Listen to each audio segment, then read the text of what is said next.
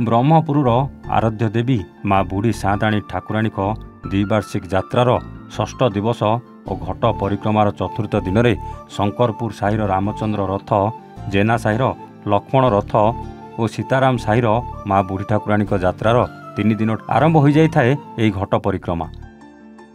घट परिक्रमा माँ अन्य 8टी पार्श्व घट परिक्रमा करथांती। माँ को मुख्य घट धारणकारी को प्रत्येक साहिरे हलदी पानी रे पाद धोई पूजार्चना करिथांती। यार भी विशेषत्व रही। उग्र रूपिणी माँ को शांत करने पाई पादरे हलदी पानी अर्पण करा जायथाय। माँ बाप घर को आसिबा पूर्वरु निम गछ मूल उक्त हलदी पानी देई पूजा करुवा बेले बाप घर को आसिले माँ देशी बेहरा पत्नीर शरीर रे आत्मा भावे रही साई परिक्रमा करथांती। सही समय माँ को स्वागत करने सह शीतल करने हलदी पानी रे पाद पूजा करी मस्तक इटमला और मल्ली फूल प्रदान करिथांती। माँ को दर्शन करने पूजा करने आसलु गोड़ धोईकि खुशी मना हलदी फूल सिंदूर पकईकि माँ गोड़ धोया बहुत खुशी लगे। माँ के 30-40 वर्ष है। हाँ मानसिक तो बहुत थर करूँ पूरण माँगर बेसी आशा भरसा बेसी माँगर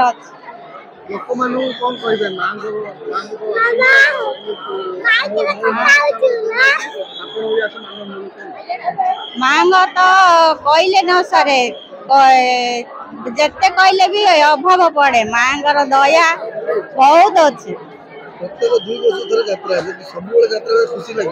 हाँ 2 वर्ष तो अपेक्षा करी माँगर केबे पूजा आसियो केबे यात्रा हबो देखिया पाई सबु पाई बोली खुशी थाए।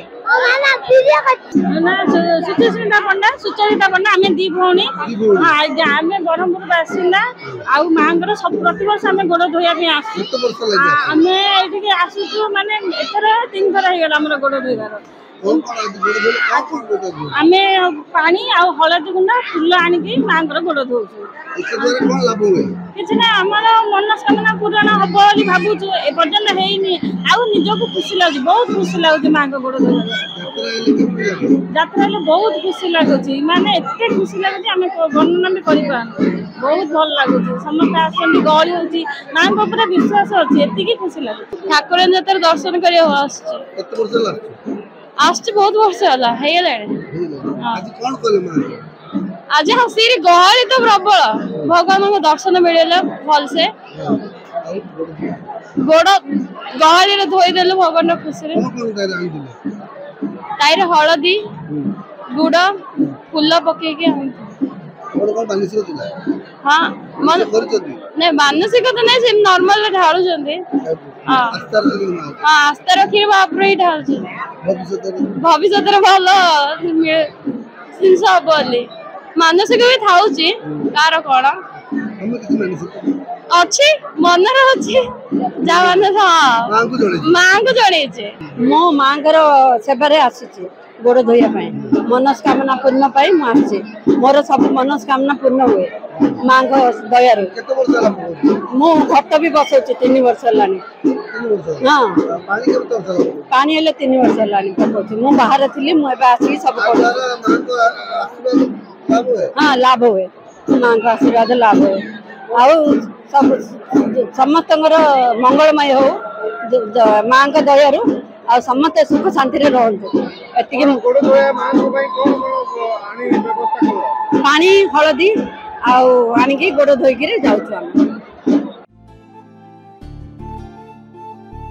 गंजामरू जगन्नाथ साहू रिपोर्ट A1 ओडिया।